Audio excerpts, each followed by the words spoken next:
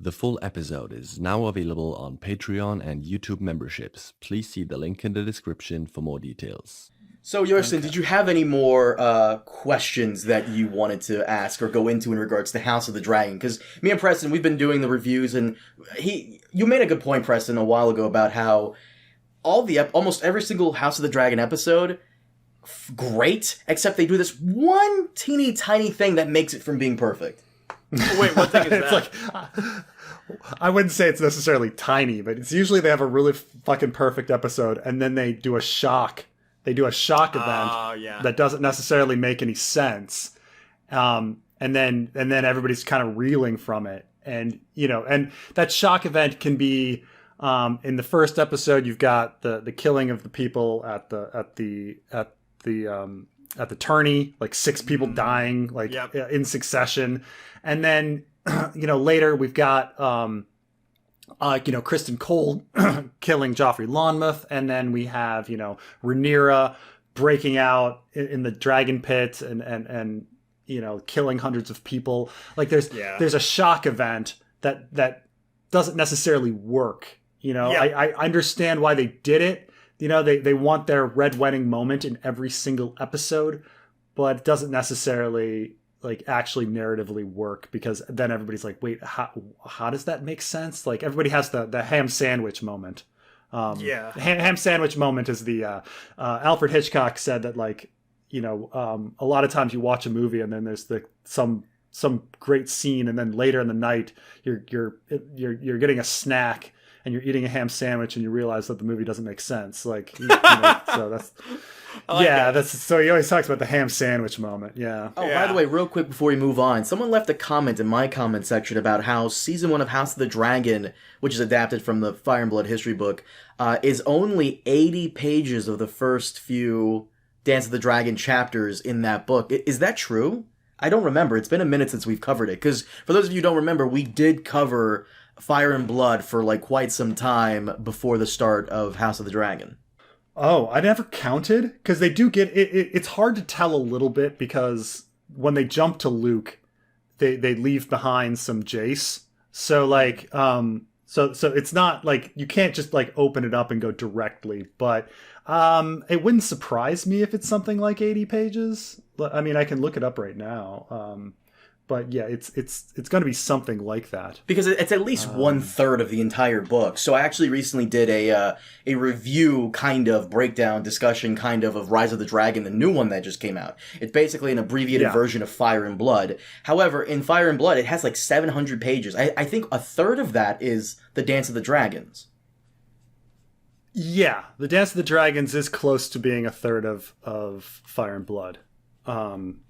I mean, it depends where you start the Dance of the Dragons, but do you start the Dance of the Dragons at the Rogue Prince, or do you actually start it with the dying of the dragons as they start? The blacks and the greens. But the blacks and the greens. By the way, Yoystan, let me ask you this: since you're somewhat of a casual when it comes to Ice and Fire, have you read Fire and Blood or any of the Ice and Fire novels? Let's see. I've only read Game of Thrones, but I've listened to the lore videos that you both have done, other people have done, to get a more holistic telling of it. Recently I just listened to what the show, I think, the epilogues, Carmine, right, that you posted of just all the random stories that the actors from Game of Thrones narrated. Did you, in any way, shape, or form, since you watched the whole thing and you were paying attention, because we were paying attention too, did you get any idea of why they would be called the Greens, or what Rhaenyra's faction is called and why they're called that? That was a little bit lazy writing of the on the showrunner's part, or whoever it was, when they said, right, it was Strong. I can't remember his name, the Littlefinger of the Strongs. Oh, Larys? Yeah, Larys. Yeah. He said it at dinner when she came in that green dress, and it's when the Hightowers wear green, or when they do green, this is what that means. And if there was not that line in there, I would not have known that at all. But their faction, Alicent's faction and Otto's, them, all of them, they're called the Greens. Yeah, the Greens. It randomly comes out of nowhere. I don't know. Did you catch it? Yeah. No, it does come out of absolutely nowhere. The Greens have a little bit of that explanation in that wedding scene, but the Blacks have no explanation. I'm not sure why. I guess Dragonstone is black, I guess. I don't know. The explanation doesn't even quite make sense. The explanation doesn't quite make sense in the books either. Okay. So they're having a 5-year anniversary feast for Alicent's 5-year wedding anniversary, and Alicent wears a green dress, and Rhaenyra wears a black and red dress. And after that, people start referring to them as the greens and the blacks. Oh, okay. Even though her dress was both black and red. And red. You know, like, yeah, that's strange. Right. That's weird. And that's honestly all there is to it in the books. Like, there's no, like, it's the Hightower flame. Even though the Hightower flame is green when they go to war, like, that's a show only addition, which makes sense, like, but that she was making a statement. But yeah, and it's not really explained who or why everybody starts referring to them as the blacks and the greens, just like wait a minute. So hold on, that's a show only thing, that the Hightower, the actual lighthouse, it burns green. That's a thing that's mentioned in Fire and Blood, but it's mentioned much earlier. It's mentioned during the Maegor Wars.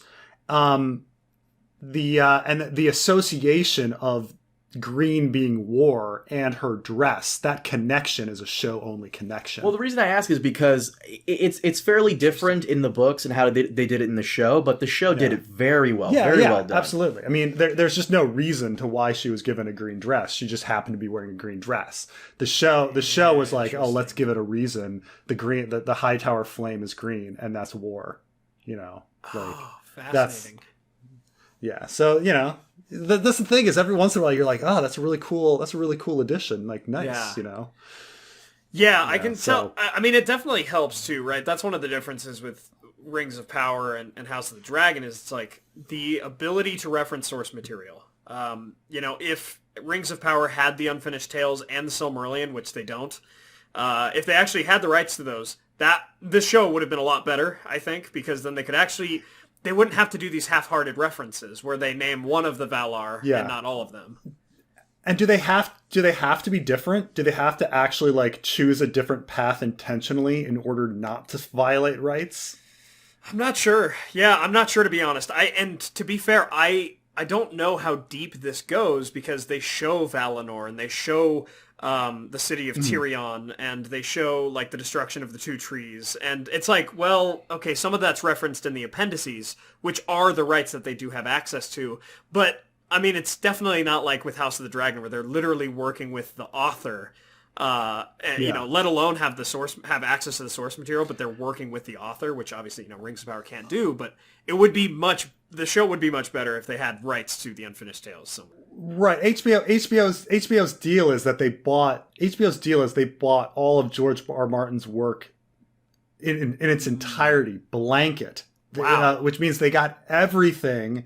The only thing they didn't get, and it's only for like a minor weird reason, is Night Flyers, and that's only because George sold the rights to that earlier. Oh. And so like they own all of his Thousand Worlds stuff too. But wow. like I was reading about they have exclusive rights to every single thing that George R. R. Martin's ever written, except for Night Flyers. Now, but I was thinking about, like, I was reading about the copyright of Superman, and so Superman goes into the public domain fairly soon, but not really, because, like, Superman appears, but he doesn't fly, for example, for like another couple of years. And then like kryptonite isn't introduced for like another 10 years. So it's like you can have a Superman story, but how much of it is it really Superman? And so say Superman enters the public domain, but Superman flying has not entered the public domain. Like, could you, you know, if you showed your Superman flying, would you be sued? And then do you purposely go in a different direction and make him a super swimmer, you know, because you don't want to get sued, you know, like, that's interesting. Even though something as basic as Superman flying is like a very easy, logical place for the story to go, but because you don't have the rights to Superman flying, you have to go in a completely different direction. And I wonder about this with Rings of Power. Like, they have the rights to Lord of the Rings and the appendices, but they don't have the rights to the Silmarillion, so they purposely have to do a different plot. They purposely have to piss you off. Yeah. because they don't have the rights. What I don't understand is, like, Amazon, like, we all thought, and I was telling this to Preston a while ago, we all thought that their offer, the reason they got the rights to this stuff is because they put the most money down. They didn't. They had the least shitty idea. So I think, so why doesn't the Tolkien estate just give Amazon more leeway on certain things? To be honest, I mean, again, it's a back and forth, right? It's a double-edged sword because it's like, well, maybe Rings of Power could have been better if it was Silmarillion, if it did have access and all that. But on the other hand, it could have been just cheapened. It could have been that Amazon took the legacy of not only J.R.R. Tolkien, the works that he spent his entire life on, but also that of his son, Christopher Tolkien, who just recently passed away 2 years ago, who stewarded all of that work and taking all of that and then just crapping on it. Right, so at the very least, I'm happy that they're not doing that to, like, the Silmarillion, which I would argue, like, there's an argument to be made. I mean, Tolkien obviously loved The Hobbit, loved The Lord of the Rings, but the Silmarillion was where his heart was. That was the story of Beren and Luthien that connected him and his wife, right? That was the tale of the elves and the beginnings of all of this stuff. It was how he could explore religious ideas and metaphysical ideas and philosophy and all this kind of stuff within fantasy. I feel like that was where his heart really was, with the elves and their beginning and all of that. And so part of me is glad that that remains under tight lock and key, because I don't want to see a company like Amazon just ruin it. What about HBO? Oh, I think the Tolkien... I think HBO would ruin it too. You know that. I think you know so. that if HBO had it, you know that, like, Galadriel's tits are getting shown. Yeah. I mean, you know that. and I don't know, man. Like, I want you, but I want to think about how genius the Tolkien estate is and how careful they are. Because one, they're like, okay, we're going to take a little less money now, but you've got to be really careful with the material. Don't do anything too outrageous with it. And even though Yoystan would say that outrageous stuff has been done, I don't think, like, thematically, image-wise, anything has been done. Like, Totally. it's still pretty, I don't know, G-rated is the right word, but it's still, like, wholesome Tolkien, right? yeah. So, like, the IP has not been ruined, but then they went and they fucking, like, held off on giving the Silmarillion so that everyone sits there and Lord of the Rings, like, this Rings of Power gets released and everyone's like, well, we never really got a real prequel. And so some fucking grandkid, like 50 years, 60 years can sell the Silmarillion rights, and then then they're going to redo it and be like, finally, we get the Silmarillion. Like, they're double dipping. It could, You know? it totally could be. It totally could be, but I think if at least the ideals of Tolkien and Christopher Tolkien have carried on into what the Tolkien estate is now, it's not about the money. And in fact, I want to say that Christopher and J.R.R., they weren't entirely happy that they sold the rights to The Lord of the Rings and The Hobbit to be made into films either. Like, even Tolkien, who did it himself, like, he did it, I think, because he was, at the time, like, kind of, he needed the money at a certain point. And if I recall, I'm kind of hazy on this story, but I want to say that there are sentiments out there that were just like, what if they didn't even sell the rights to any of it? Because, like you said earlier, it's not adaptable. Which obviously, I'm very happy that they did sell the rights. But yeah, I will tell you actually the real reason in my mind on why they sold Lord of the Rings rights and not Silmarillion rights is, I bet Lord of the Rings rights are under the name of J.R.R. Tolkien, while I bet Silmarillion rights are under Christopher Tolkien, because he's the one that put that together. Yeah. So 75 years true. from death of the author, they get to keep Silmarillion rights for another 73 years, while Lord of the Rings goes into the public domain. I don't know, like, when was Lord of the when did Tolkien die? 1973. So, it's 1973. So that they got another 30 years on those rights. But yeah. I think it's that.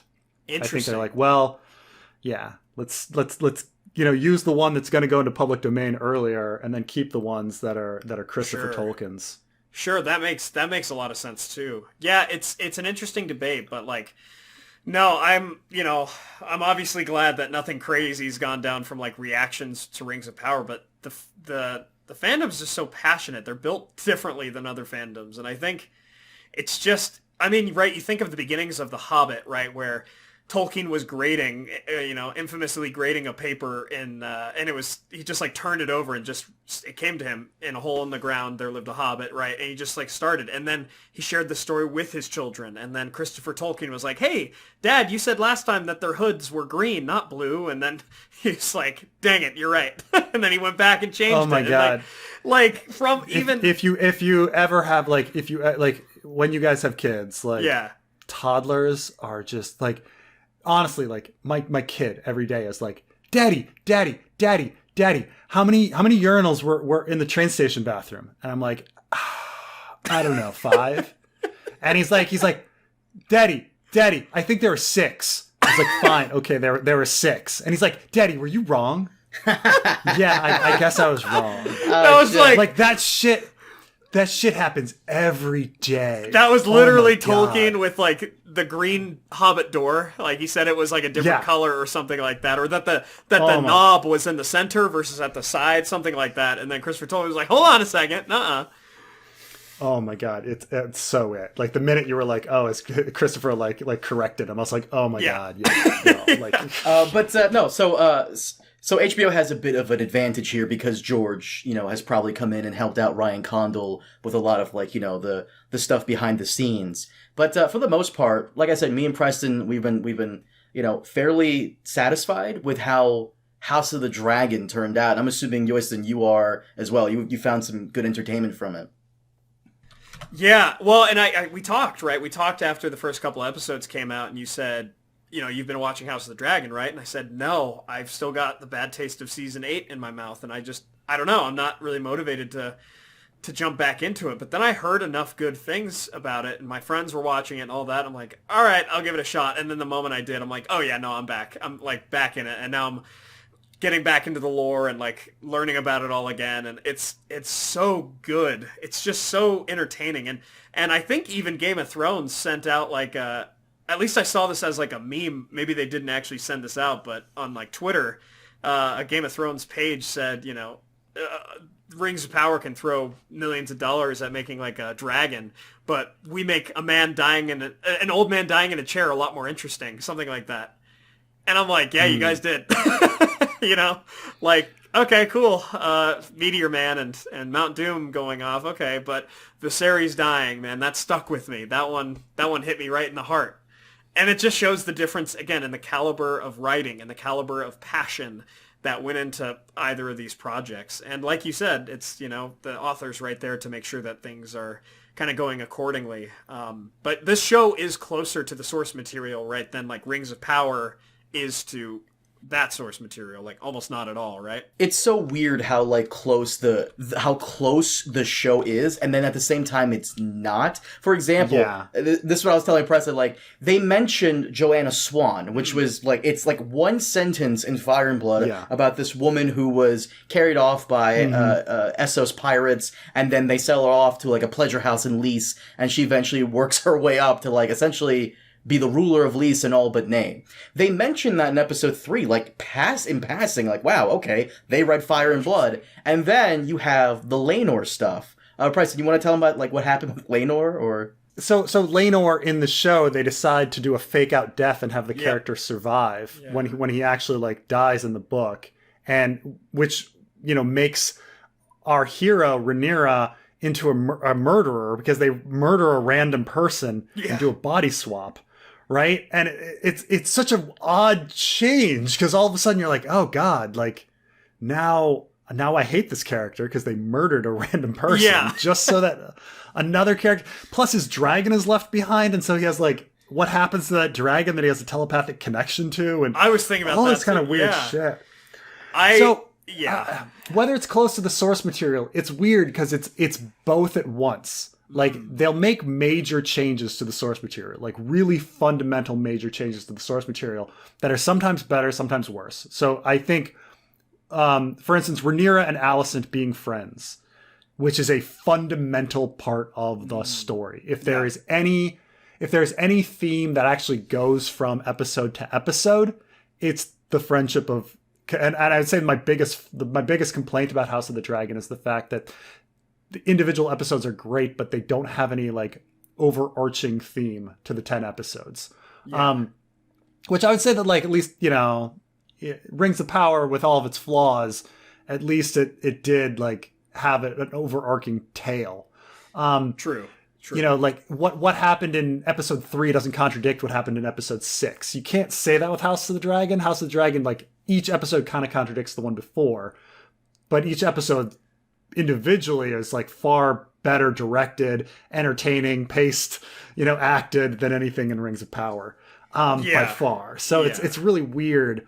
So like that fundamental change of like making Alicent and Rhaenyra the same age and best friends works really well. It works much better than the source material. But there's no one that loves the source material. There's no one that thinks of Fire and Blood as like this great freaking genius book that you're going to read over and over again and rank in your top 5 favorite books. Fire and Blood is kind of crap. Like, it's something that George R. R. Martin shat out, Yeah, because it's really written like fast. a dry history, right? It's written like a... Yeah. Okay. And the only thing that's interesting about the dry history is that it's written ambiguously from a biased perspective, so that you can, like, what's interesting about it is like puzzling out what you think actually happened, because the different sources lie. And none of that aspect is actually in the show. Like, they get very definitively, with one exception, the Heir for a Day, but very definitively, they tell us what happens at each moment. Like, yes, these characters had sex. Yes, this person was murdered by this person. Yeah. Well, like, for example, the Strongs die in a fire at Harrenhal. Yeah. Okay. Maybe that wasn't an accident. Maybe not. Maybe it was Larys. Maybe it was Corlys. Maybe it was Daemon. You get a lot of different options in the book about what could have happened. But in the show, it's very definitively Larys. Yeah. Like, Larys definitely does it, Or in the books, it's a mystery who the parents, or who the father of Jace, Luke, and Joffrey are. Could it be at least in case of Jace? Could it be Kristen Cole? Could it be Laenor? Could it be Harwin? Could it be somebody else? And it's a big mystery. No, here on the show, it's pretty... I mean, there's some tiny little bit of a mystery that it's still maybe Kristen Cole for Jace, but the younger two kids are definitely Harwin Strongs. Like, there's no ambiguity. And so it's like, yeah, you're following the material, but the material was ambiguous. So, gotcha. In a sense, thematically you're going from a completely different perspective. If you were thematically sticking with the source material, all of these things would be ambiguous, but they're not. So it's this contradiction. Like, yes, it's following the source material, but it's not. But at the same time, we don't really care about them following the source material, because no one really likes the source material that much. I know there's some people that in the comments will be like, "Oh, I love Fire and Blood," but honestly speaking, like, are you going to put Fire and Blood on a must read? Like, is it going to be your top 10 books of all time? Like, no. That's fair. And no. it's funny because it's like there are similarities here between these shows in a sense, because it's like, I love the Unfinished Tales and I love the Silmarillion, but I must admit that they are written very differently than The Lord of the Rings and The Hobbit. Like, I love the tales and the themes that we get, the feeling that I have when I'm reading these things, but the Unfinished Tales are that. They're unfinished, right? So you have these second age stories, and then all of a sudden it just like ends at a sentence, and you're like, okay, well, Tolkien didn't finish that, so on to the next thing. And you have the Akalabeth, right? The downfall of Numenor in the Silmarillion, and all of these things, but it's like, it's, notes that Christopher Tolkien put together. He summarized it in the best, most canonical way he could, but still that source material is so important to the fans, right? That's maybe the difference with, if Fire and Blood is like, it's whatever. It's like, this is still seen as like, almost, holy to us as Tolkien fans. Is like, Tolkien loved these stories, and he had such immense respect and ideas for the First Age and the Second Age and the Years of the Lamps and the Trees and all of this, to where even if it's not a super coherent narrative all the time, and there are a lot of notes, the notes are still better than a lot of like the coherent narratives that we got in Rings of Power. Right. Like you can sit there and say, like, Galadriel should be acting this way based on this. Yeah. there is no character in Fire and Blood where you can say, well, this character should be acting like this. Interesting. Because none of their personalities have been fleshed out in any degree. Like, and or desires or fetishes. Yeah, if you know what I mean. Yeah, or their desires or fetishes or motivation. In fact, I'm going to do a video soon called Damon the Hero, where the way George wrote it, Daemon Targaryen could be the hero, a pure character who never does really anything wrong, or much wrong, and that the history has just made him into an evil guy, and then the show, following like a certain reading, has made Daemon pretty evil. Yeah. But you could read Fire and Blood, and there might be one moment where he like goads the Sea Lord of Braavos' son into a duel, and then kills him in the duel just so he can like marry Laena. But that might be the most evil thing that he like positively did, like but even that, like, well, he didn't murder anybody, he just goaded him into a duel. Like, that's a lot different than like showing up in the Vale and smashing your wife's head in. Being a psychopath and choking your wife, who just had a miscarriage. Right. Yeah. Because she didn't tell you about a prophecy that, again, prophecy not in the book, True. What do you guys think about that? What do you guys think about how often they include this prophecy, this Song of Ice and Fire, this reference to season 8 of Game of Thrones? How do you like that? I think it's okay. I mean, you're adding they're trying to add stakes. Yeah. To a fairly dry succession dispute that doesn't really matter in the grand scheme of things, because we know what's going to happen. So I'm fine with them adding something mysterious and relating to the future. Maybe it'll probably relate to snow in the end. Return to the White Walkers. That's what I'm thinking. Is like maybe they haven't done the prophecy yet, and they're gonna just do that do a soft retcon of it, and in Jon Snow's show. In order for Snow to be successful, they have to bring in like the best writers on this planet not to fuck this up. Totally. But I agree with Preston. Like it's whatever. What surprised me the most is that this is George's stuff. I was wondering if George gave the okay to do this, and if George really had like some stuff like this in mind for his books. So we'll just have to see whenever Winds of Winter comes out. Yeah. So it's like some change. Like I say, some changes are really good. Like I say, like making Alicent and Rhaenyra friends, fantastic decision. I think in the I think making the Velaryons black actually worked. Think. Like little things like that. I think the prophecy thing, kind of neutral. I think Daemon being so evil doesn't work. I don't like Daemon being so evil. I think the Laenor swap out didn't work. They're hit or miss with their changes, but at the same time, like I don't care. Like the source material is like whatever. The source material is the source material. But the good change, I would argue, I like that they kind of confirmed that Harwin Strong is their father, because I don't know, Harwin as a character, even though he was in there for just a couple of episodes, kind of grew on me, and I really wanted to see like the foundation of that relationship, because one episode you have him like carry over on his shoulder, like carry her out of that situation, and the next episode they're like really into each other. I really wanted to see more of that. Yoystan, I don't know if you know this, but George put out a blog post where originally this was supposed to be 12 to 13 episodes, but the only reason they relented and did 10 was because they were worried that it would be too slow. Kind of like how Rings of Power was a little slow. They were worried that it was like all the setup would have been too slow and bore the audience. And it kind of did. It kind of alienated some people when they did the time skip. I always mention how,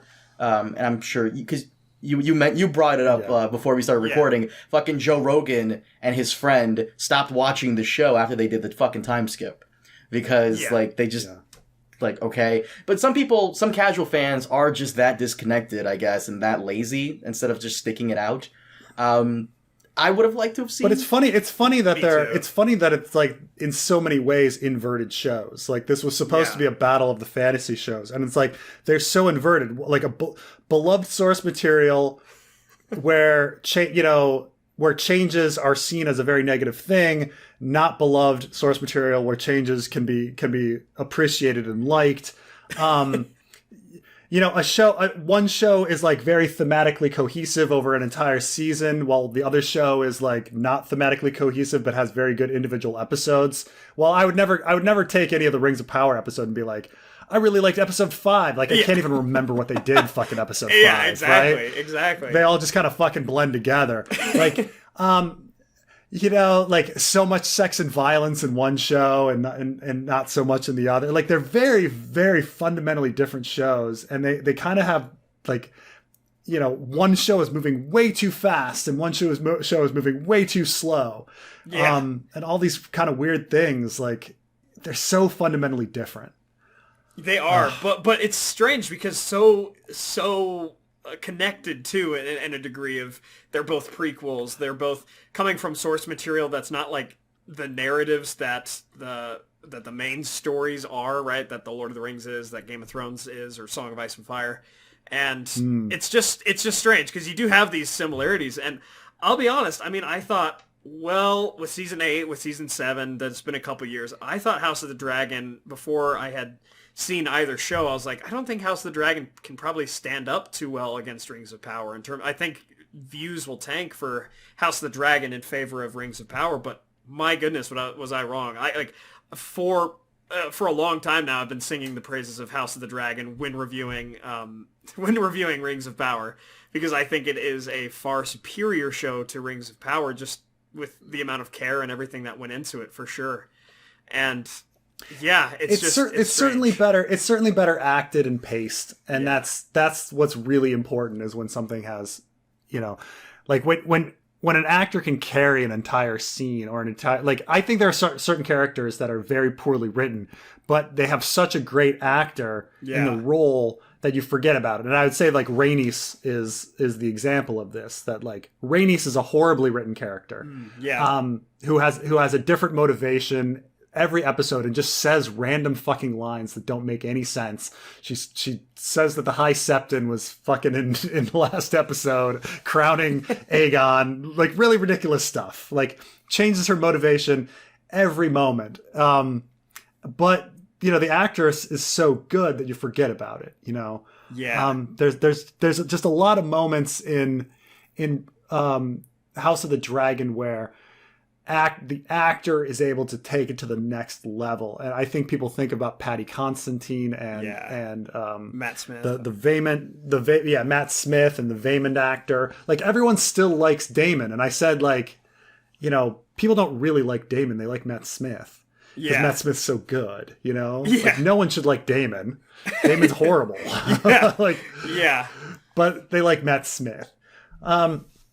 So I think that Rings of Power, of course, hired a whole bunch of nobodies, where Uncle Benjen is the best actor in the whole show, and he's great. I think Uncle Benjen does a great job, but everybody else is just, you know, okay. Yeah, no one's bad, but there's okay. Okay. Yeah. But there's never a moment where I finish a scene and I'm like, oh my God, the person should get an Emmy. Like, no, it didn't happen. Like, you know, Elendil, the actor who played Elendil, he, you know, he was interviewed by my friend Matt from Nerd of the Rings, and you can tell that he has this care for the source material, and I really do like so far his take on Elendil. But when you're surrounded in mediocre acting and mediocre writing and stuff like that, you kind of aren't memorable even within that. But a whole scene of just an old man crawling to his throne, and, you know, and then his crown falls off his head, and then his brother picks it up and places it on his head. It's like, dang, right? That hits you. Yeah. And there was just something so magnetic about just episode 8. That one was my favorite personally. It just, it was mine as well. Yeah. That one just stuck with me for sure. And I didn't get that feeling from Rings of Power for sure. I would have loved, like, I'd have loved 12 or 13 episodes of House of the Dragon, but I'm also, you know, like, I've studied politics and stuff, so that stuff, I love it, right? But yeah, the direction of how, like, House of the Dragon exceeded my expectations quite a bit. The direction was another world above the direction of Game of Thrones. Yeah. The acting was better than Game of Thrones. The writing, I think, like dialogue, I think is better than Game of Thrones. Weirdly, though, You think it's better than Game of Thrones the later seasons, right? well, I think it's certainly better than Game of Thrones the later seasons. Like, but what's very odd is when you sit back and say, okay, this is House of the Dragon is a show that has superior direction, superior acting, superior dialogue. Well, then like even Game of Thrones seasons 1 to 3. Yet Game of Thrones seasons 1 to 3 are clearly better than House of the Dragon, right? Yeah. Like, Yeah. you know, like what is it about like the whole package of Game of Thrones seasons 1 to 3 that made it so good? I think it's just like the scale of the world, the size of the plot, the size of these characters, that you felt that maybe this is the season where Dany comes over from Essos, or maybe this is the time when the White Walkers do something crazy. Like anything in the whole world could go crazy, but right now it's like, okay, either somebody in Team Green does something crazy, or somebody in Team Black does something crazy, but it'd all be around King's Landing, or at least thematically central to King's Landing. I think it's the scope of the world, you know? You're right. I think like I think what I really loved about watching those first seasons is that the minute you get sick of like, you know, Catelyn talking to Robb, you're all of a sudden in Essos. And if you get sick of Essos, all of a sudden you're at the Wall. And I think the diverse environments and the diverse interwoven stories had such a magical pull for me. Yeah. That it all kind of came together. And you know, the dialogues a lot of the dialogue actually is from the book in the first 3 seasons. They'll like take lines directly from. So a lot of it has George's poetry in it, but which they just didn't have for the later seasons. But, yeah. So I mean, it's a funny thing. It's a very funny thing that I could like you can pinpoint and say, well, everything that they're doing in House of the Dragon individually might be better, but for some reason the sum is not as strong as the whole of the parts or whatever, you know. Yeah, well, and that's like another comparison that you could even draw too with like Rings of Power and the Hobbit films, because the Hobbit films are full of problems and full of maybe some you know, random like inconsistencies or whatever it is, but in some ways, and maybe it's just because of the directors and the writers and all of that kind of stuff, in some ways that still feels more Middle-earthian to me, still feels more Tolkienian to me than Rings of Power does, which is strange. Yeah, I would say there's, you know, I saw like somebody put out a report card for Rings of Power, and they listed like 8 different things, and then they give an overall grade, and it's like, well, how do you choose those categories? Like, how are you choosing, say, like cinematography to be equal to like writing? You know, like sure. You know, like which is more important? Do I weigh those 2 things the same amount? And every person is going to be approaching something differently. Like, you know, if you're a movie snob, you think a lot more about sound editing than the average person who doesn't think about sound editing at all. Yeah, totally. You know? So totally. You know. Yeah. So yeah, it's so yeah. Gosh, now I'm just like. I'm almost at a loss of words for like what it was about these different shows that like makes me think one is better than the other, or whatever. I'm about to binge House of the Dragon, and I'm a little for a video I'm gonna do, and I'm a little fearful that in a binging format it's gonna fall apart, because I think there's a pacing issue. People say pacing or like themes, or whether something is tonally consistent, I think is a very important thing to people. Like, you know, when somebody goes to a movie and they say, and you know, it's just some shitty romantic comedy, but they come back and they go, ah, you know, I liked it. You know, it was what it was. And I think that phrase like, oh, you know, the movie didn't, some people say the reverse, the movie didn't know what it was. I think it has to do with like tonal inconsistency. And I think there might be some tonal inconsistency with House of the Dragon that is dragging it down. Yeah. Versus, say, Game of Thrones, which didn't have any tonal inconsistency, you know. That's true. Yeah, I've been rewatching some of Game of Thrones. My girlfriend's going through it for the first time now. And so we're rewatching, she's just going for it. So I'm catching her at certain episodes and I'm like, yeah, man, this was something else. This was intriguing. And even though I know what's going to happen to this character, right? Or I kind of remember what's going to happen with this character. It's like this, yeah, it felt put together. It felt interesting in a way that it is hard to pinpoint, like the subtle moments. And I feel like that's the big thing is obviously, House of the Dragon, like it does have bigger moments and flashier moments from time to time with the dragons especially, but it is subtlety, whereas Rings of Power is, it's all about the flash and it's all about the, just the idea that it's a Lord of the Rings show, I feel like. But the subtlety is far more interesting. I think people started liking Rings of... What's funny about Rings of Power is I would say the first episode of Rings of Power is the most exciting, but everybody hates the first episode because it seems to be choppy. Yeah. And then right? And and then people kind of get into the groove later on, and I think that might have to do with pacing and total consistency. Like the show becomes tonally consistent later. But in the beginning, you're like, what the fuck am I watching? Yeah. This is all over the place. I told Preston they probably should have released like the first 3 episodes together for it to really have set in. Because the first 3 episodes, I didn't mind. Watching them together back to back, first 3 episodes are fairly okay. And then it just starts, there's way too much setup. There's way too much setup. And there's not enough payoff, for sure. Not enough payoff. That was the issue. By the way, you mentioned the dragons. I'm going back and forth because I'm also going to rewatch the show again, House of the Dragon, and binge it.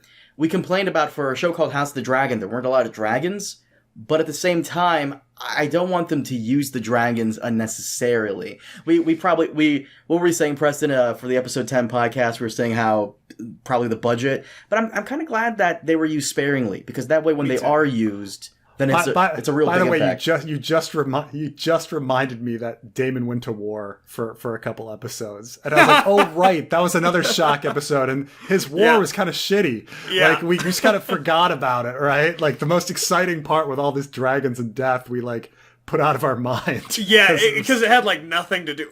Nobody cares about the stepstones. Not even like Viserys cared about the stepstones. So, but I'll never forget what you said, Preston, years ago about how the dragons are just nukes. That's just what they are thematically, and if this is a novel that could be about climate change, or a novel series that could be in some ways about climate change and the woes of humanity in the world.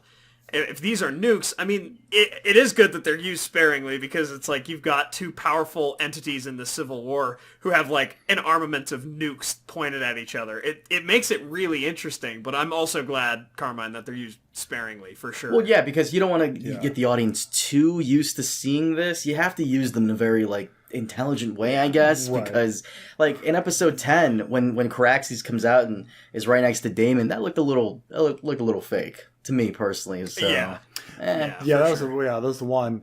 But yeah, they're always finding a way to Professor X him. Like the joke in X-Men comics is that Professor X is such a powerful mutant that he could like solve every issue by himself. So they always had to find a way to like get rid of Professor X. Like, oh, he's off world with the Star Jammers, like traveling the galaxy. Oh, he's in a coma. Like they always had to like Professor X the character, so that the X-Men had could fight.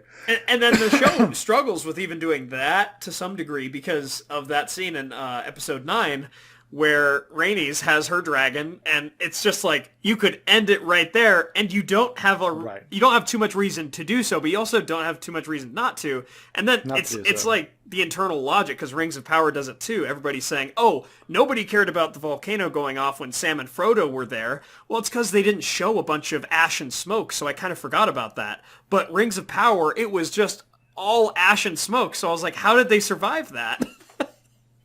If you're gonna show the scene, you got to have the internal logic. If Rhaenys is right there, she has to have a reason not to just nuke all of her potential enemies, right? If there's gonna be smoke and ash and dust from Mount Doom, you have to have an explanation why Galadriel survives it, or random humans survive it. With House of the Dragon, they really go with the method of let's just forget the dragons don't exist until they do. Yeah, like who you should marry. Laenor Velaryon. oh, really, fucking Laenor Velaryon, the one other fucking person who has a dragon. Really? You really think, like no one, like, you know, instead it's like, oh, he would have Valyrian blood. And he's got a fucking dragon. Of course you want to fucking marry the dragon fucking riders. This wouldn't be a fucking, like, genius idea, Hand. You're like, just... like in terms of what you were saying, Yoystan, about, like, you know, the whole Rhaenys thing and what happened with that scene and the volcano thing and Rings of Power. Someone said this in my comment section, and I have to echo it here. It's the rule of cool. When you make something look really cool and something happens that's supposed to be like fucking, oh, that's so awesome, it kind of, logic has to kind of go out the window sometimes, because right, the trailer scene, we wanted to show Galadriel showed, like, covered in soot and looking really cool for the trailer. It was the same, like Rhaenys saying to Alicent, have you ever imagined yourself on the Iron Throne? That line makes no fucking sense in the dialogue at all. But it's like, we need this line to be the end of the trailer. Have you ever imagined yourself on the Iron Throne? Or the Balrog, like, showing up randomly in the fucking, like, oh, you gotta have the Balrog for the trailers, because everybody remembers the Balrog. But it's like, it sucks that they succumb to the easy desire of, like the cool rule, right? It's like, it's right there. You don't have to take it though. You could savor the moment. You can have maybe a hint, right? Have a tremor that's like, ooh, what was that? And it's like, maybe, you know, the stones are heating up and it's like, oh, that's weird. And we, as the audience, are like, that's got to be the frickin' Balrog right there. That's what that's got to be. But we're not sure, right? We're not sure. It teases us with that, and then we don't know. We don't have any other explanation until later seasons. But now it's like, they have to use it. Do you guys remember how Terminator 2 is set up as a movie? Like, do you know that, like, Terminator 2 actually spends a long time, like, pretending that Arnold Schwarzenegger is the villain. And then there's a reveal.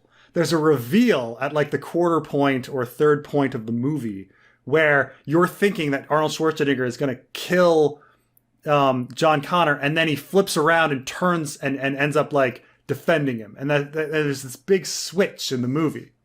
And the thing is, I remember when that movie came out, and in the advertising of the movie, they advertised Arnold Schwarzenegger as the hero. And they ruined, like, I don't know if there was a single person on the planet who watched Terminator 2 and was fooled by that reveal. Like, I hope there was, like, one or two people out there who never saw a trailer who, like, had that experience.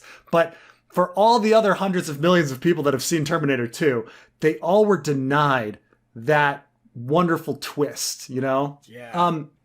And it's so odd because it's, like, very hard to divorce art from the media campaigns used to promote the art in the first place, you know? And so and here, like, changing the plot for the media campaign, you know, like, you know, adding scenes for the media campaign just changes everything. It's like, how are we even supposed to view Rings of Power with all of these, like, people claiming, like, bitching about its wokeness and stuff, and the same with House of the Dragon. Like, you know, like, it's so difficult now to even, like, enjoy the stuff in a vacuum. It is, and the backlash to... I'm curious about the backlash you guys have gotten for your takes on House of the Dragon, because for me, it's like, at first, and even still kind of now, some people see me as having been way too kind to Rings of Power. But for the most part, the criticism that I get is that I was just a hater, that I'm just a rage tuber now, that, like, I'm a diet other rage tubers that I won't mention, but, like, that I'm like them. And I'm like, not really. I have all these reasons to say the things that I'm saying. I don't know. And then it's weird because then some people are like, you're a true Tolkien fan. You're not a shill like these other channels or whatever. And I'm like, I don't care, right? I'm just enjoying it or not enjoying it as I see fit and just sharing my thoughts. And these other YouTubers, whether they engage with rage-filled content or not, or if they do like the show, they're all my friends. So I got nothing to say about that, right? It's just weird. Do you have Tolkien super Tolkien fans who quite like the show? Depends on, I guess, how you would define super Tolkien fan. Like, you have some that maybe think it's all right or it's like good. Some of my friends that are other Tolkien YouTubers that think, yeah, it's all right, or yeah, it's moderately fine. But Which no one? that's, Nerd of the Rings? Does he like it? yeah, he seems to generally, at least he's a lot more positive towards it than I am, for sure. And that's totally fine, right? We're gonna have those different opinions on that, but yeah, I have not really seen anyone just absolutely sing its praises and just say nothing wrong with it. Like, this is the best show ever, right? I'd say that the difference with Hot D, Hot D gets a lot more bandwagoners than I would say Rings of Power. I mean, maybe Rings of Power gets a lot of bandwagon haters, but like Hot D gets like these people that are like, oh, I was really into George R. Martin the whole time, and I'm gonna let's do an Easter eggs video, and it's like you don't know, like Carmen and I know who all of the Ice and Fire like experts are out there, and we know which people like know the story like inside and out, like totally. even the people we hate or the people we like we know they know the story. Like, we know that they really, really know the material. Yeah. And so then when all of a sudden, like, somebody from out of nowhere is like making videos, saying various stuff, we're like, where does this come from? So you get these bandwagoners, and they have bandwagon opinions as well. And so interesting. Yeah. And so there was definitely like a narrative before the show aired that it was going to be this horrible woke fest. And then when it did air, and it is a woke fest, don't get me wrong, House of the Dragon is very political, very liberal political. But because it's good, all of a sudden, like, people will shut up about it. Will shut up about that aspect of it. Well, they were bitching about, like, House Velaryon being black. Me and Preston were very open and upfront about it. Did we care that they were black? No. But we weren't gonna, like, make mental gymnastics as to how they could be black. Yeah. It was very clear from the onset that Ryan Condal made them black for diversity's sake. Once again, did we care about that? No. Who cares? As long as the story is good, which it was, as long as the show is good, which it was, that's all really that matters. But we're not going to sugarcoat it. Right. In fact, I would say I was even wrong in the sense that I thought it didn't matter, and then episode 8 happened, and I was like, it did matter, and it made the story better. It did. It made the story better. So I was like, I'll admit I was wrong. Like, I thought, like, there's some changes that just like don't like. It doesn't matter. Like, you can watch like Man of Steel, and they changed the head of like Superman's boss. They made into Lawrence Fishburne in Man of Steel. All right. They just swapped him. Did they make any change to the story? That had no change to the story at all. Didn't make a difference whether or not Superman's boss is black. Who cares? Or in James Bond, like, they made the CIA agent black. And who cares? Or making M a woman, like, rarely. There might have been a few lines here and there, but it didn't really change anything.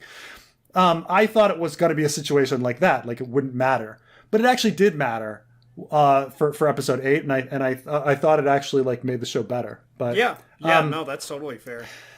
But you'll find that all of these like YouTubers all of a sudden will shut up about that, like, oh, the reason they'll say like the reason Rings of Power is bad is for its wokeness, but House of the Dragon is still good despite its wokeness, it's even though it's fundamental part of the plot, the fact that like women are getting passed over for the Iron Throne. That's interesting. So it's it's a criticism when the show itself is has writing problems or other issues, then the wokeism becomes a criticism too. But it's not a criticism if the show is actually good, if the other elements of the show are good. I also put some of the blame of that on some of the audience, not all, because they fall for the grift. Like, they'll watch these YouTubers who are clearly over-exaggerating something that isn't a problem into a problem and outright lying about certain things and oftentimes being hypocrites, and nobody seems to notice it. Like, for example, season 1 of Mandalorian, you had Gina Carano's character Cara Dune fighting Mando to a standstill, and that upset a lot of these weirdo grifters, and they started calling her the woke queen. But then later, like, she compares being anti-vax to Jews in the Holocaust, and all of a sudden, she isn't the woke queen, but their queen. Like, it's very clear that it's a grift, and it's a shame people don't seem to understand that, or they're too dumb to understand it. Like, the number one counter I always get for any of this is, bro, it's not a grift. Like, they just don't like it, and I don't like it either. That's fine. Nobody's getting on your case for not liking something. But there's a difference between not thinking the story is well written versus complaining about a casting choice and how a black elf supposedly ruins the entire show before it's even out. Like, come on, dude. Like, now it's just bad faith. What's so funny about Rings of Power, the fact that like certain characters are black has no impact on the plot whatsoever. No impact. Disa appears for like 10 minutes in the entire series, and all criticisms of Rings of Power, I'll have her on the thumbnail looking like a man and like with tears, like, okay. Yeah. Yeah. But it has no, while like one could argue, well, quite well, that the elements of like sex and gender and race are very fundamental to the House of the Dragon plot. So True. Shouldn't House of the Dragon like is just fundamentally like plot wise, the whole story is, I mean, if they're going to be using that term woke as in like having liberal ideas in there, it's much more that than Rings of Power, which just incidentally has black characters. Like the black characters have, like, them being black has no role at all. For me, it's like, I don't speak politics on my channel at all, especially being somebody who's like studied political science, who teaches government and all that stuff. So I'm not going to really speak to the wokeness or whatever it is, but it is interesting just about the politics at large. This is one of the biggest, like, and the show can't really control this, right? I've given Rings of Power a lot of crap about other things. It can't control the culture that consumes it in that regard. And it's too bad that, like, no matter what, if it was Rings of Power or some other Tolkien adaptation, that in today's world, it couldn't get away from politics one way or the other. Again, right. Like if they cast only white people, people would be like, oh, Rings of Power is so white, or something like that. And if they cast some black people, everyone's like, oh, you're pandering. So they're fucking, they're damned if they do and they're damned if they don't. The irony of it is that Rings of Power was not that woke in comparison to House of the Dragon, which was very quote unquote woke if you're going by the grifters' point of view of it, because House of the Dragon has all those things you said. George R. R. Martin himself was I'm with her voting for Hillary guy, and so if you're really looking at it, it's the more woke elements, the better the show. Yeah, that's apparently it. They didn't have enough of it in Rings of Power. This is. But it's like, it's strange too, because like Tolkien was always very, he was always very anti-allegory, right? He wanted his story to be escapist, and his time was so just politically and historically different, right? And granted, like in the post-war era, post-World War II era, it was all about escapism. Definitely themes and metaphors and symbols, perhaps like imagery of heroes versus villains with Star Wars and whatever else, but in that era, it was good. Everybody wanted to get away from the world. Everyone wanted to escape. But now we live in this just strange time where we have to see our values reflected in the characters and the stories that we watch, regardless of either side of the political aisle or whatever. Again, as a YouTuber, I'm just apolitical. I don't care about any of it as I am as a YouTuber. But it's too bad to see that even in the Lord of the Rings show, where people are comparing Ar-Pharazôn's speeches to those of a certain politician, right? Or make Numenor great again, or what baby. have you. So it's too bad that this is the environment through which Rings of Power had to come to light and even make adjustments of its own, because maybe that was intentional. Maybe they were trying to make Ar-Pharazôn seem like that or whatever it was, but it just shouldn't be like that. If Rings of Power is going a political way in one direction or another, I am totally against that, just in that it's political, because Tolkien was trying to go as escapist as possible. Obviously, everything has some views and some ideas, and everyone has their bias when they create art. But it's too bad that it's becoming so infected, even in Lord of the Rings. So now, Yoystan, both shows, House of the Dragon and Rings of Power, are objectively both smash hits. Okay, they both have incredible ratings. Everyone's been talking about both shows. They have a lot of buzz, articles everywhere. Like, whether people like the shows or not, it doesn't really matter because objectively speaking, there people are watching and talking about the show, and that means the show. That means there's going to be more. There's going to be more. Have you heard any rumblings about like cinematic universe? Like they're doing with House of the Dragon. Like we're getting fucking Corlys, 10,000 ships, Jon Snow, E.T. Like, are they going to do like, the two blue wizards in the east, that kind of shit? Like, are we gonna have a show about that? It's have you strange. heard any rumblings? Like, obviously, we had that article that you guys talked about with Netflix and HBO and their pitches that they made instead of Amazon and all of that. And how Netflix was trying to go after that cinematic universe route with Lord of the Rings. It's actually funny. I'm not entirely against the idea of multiple anthology stories being shown to us like year to year. I mean, next year we have War of the Rohirrim, which is an anime set in Rohan with their wars with the Dunlendings and the Easterlings and so forth. And it's like, that sounds freaking cool. That's it's very much an anthology sort of story. And I think there is a place for that where you do have a show which is the downfall of Moria, and you do have a show which is the Angmar War, or the Gondorian Civil War, or things like that, where you're just going through the appendices and you're telling these stories, even like a mini series of the story of Aragorn and Arwen and their love story and things like that. I'm actually very much, I think that if it was done properly would be so good. But that's the problem, is cinematic universes aren't really done super well because there's so much more money to be made if you just keep pumping out the content regardless of the quality, as we're starting to see with the MCU and as we've seen with the DC universe and all of that. And so I don't know if Amazon actually, if they're talking about it, if they have the ability to do something like that, because they would actually have to look at the source material in the appendices and use that versus coming up with their own. I guess they could, but I think if they just continuously came up with their own lore, eventually it will die because people will say, this isn't Lord of the Rings. This is, again, just more fan fiction. Yeah. What's really sad is with Carmine and I have been watching Andor. Andor's ratings are abysmal. Yep. And it is by far the greatest Star Wars tale that's been created in 40 years. It is so fucking good. It's so fucking good, and no one's watching. But do you know why it's so good? And you're just like, oh. There's almost no Star Wars elements in it. Like, did you watch the latest episode, There's Preston? no Star Wars elements. I did, and I got to the end, and I'm like, It's like the Wire, where they just end the episode at a random point, and you're like, why are you ending it there? I want to see more. There's like there's almost no like aliens or like talk of Jedi or the Force. It's a slow burn. There are moments that are exciting, but it's a slow burn, kind of like The Wire. Like it's such a fucking good show. Interesting. And cool. Oh my god! And no one's watching. It's got horrible ratings. I'm not watching. I will if it continues to be good. Then I'll probably just binge it. But one thing I am curious about is how Rings of Power is able to make back $1 billion off of 2 seasons of television.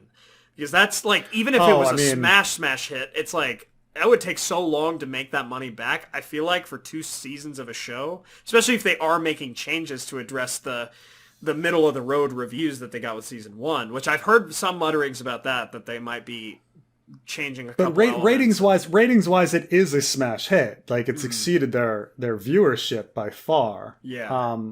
So I don't know what their function is. Are they just trying to pull people into the channel and then hoping they watch other things, or what, What's interesting is you only need an Amazon Prime like membership to watch the show, but even before the show came out, did you know anyone without Amazon Prime? Like, that was something that my friend Royan said. It's like, that's interesting. Everybody already had Amazon Prime, but what did this really do? Why yeah.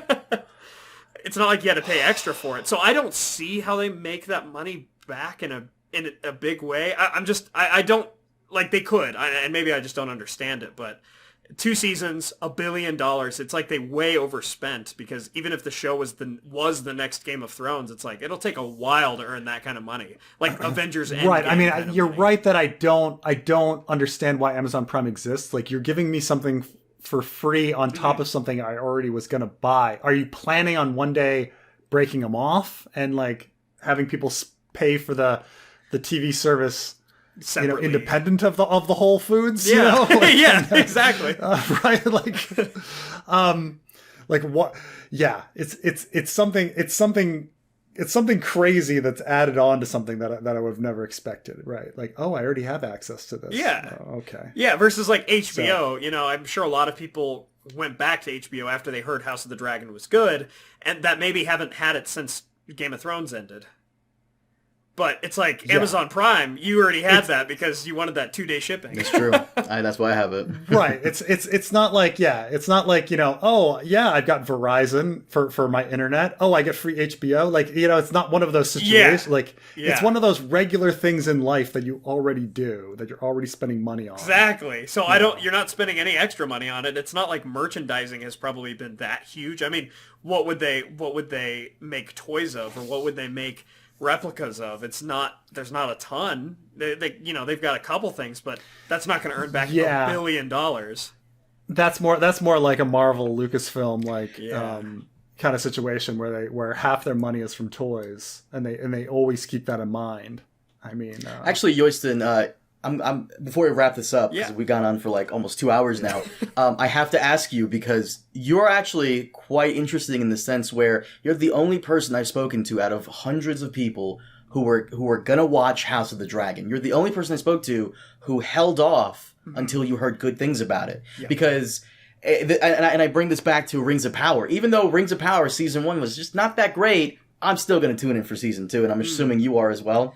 Yeah, so if I've said this before, it's like if I wasn't a Lord of the Rings YouTuber, I would have stopped watching Rings of Power personally. I feel like put as much. Yeah, whatever. Like it was kind of. I mean, right? My dad was the one who got me into Lord of the Rings, and he's read Christopher Tolkien's autobiography and Tolkien's biography and all this kind of stuff, or maybe not autobiography, but just like the biography of him and how he put together his father's works for all his life, Christopher Tolkien, and all this stuff.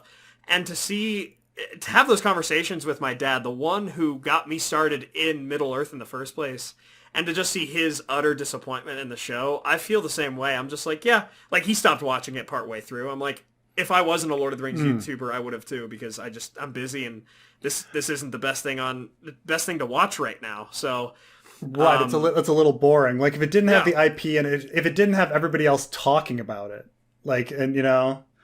I want to be able to say to people, well, I watched the show and this is my opinions about it, because I want to be part of those conversations. Sure. And that's where it's like, I would be a part of those conversations with House of the Dragon, because that's something I actually wanted to watch.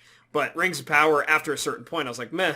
And I've heard those arguments too of like, well, if you're just going to watch it and not like it, why put yourself through that? Why continue to watch? And I really grappled with that for a little bit and was like, well, if I don't like it and I know it's probably not going to get better, I can have that hope that it will, but why would I keep watching? And I really came to the conclusion that as a Tolkien YouTuber, it calls itself Lord of the Rings. It calls itself, if it was its Amazon's, fan fiction, fair enough, then that's what it is and I don't have to watch it. It calls itself Lord of the Rings, and I call myself a Lord of the Rings YouTuber. And the show is not good enough to be in an echo chamber of praise, because if everybody who did not like a show just stopped watching it, stopped criticizing it, then it would get 100% of Rotten Tomatoes, and it would get all positive reviews. And no, I'm like too offended by what the show has done. And there are good moments in the show, but I'm too offended from what the show has done. No, it doesn't deserve the positive echo chamber. I'm going to keep watching as long as I have my platform, and as long as I, have the fortune to keep doing what I'm doing, I'm going to keep watching it, keep giving my thoughts, good and bad, because it calls itself Lord of the Rings, and that's why.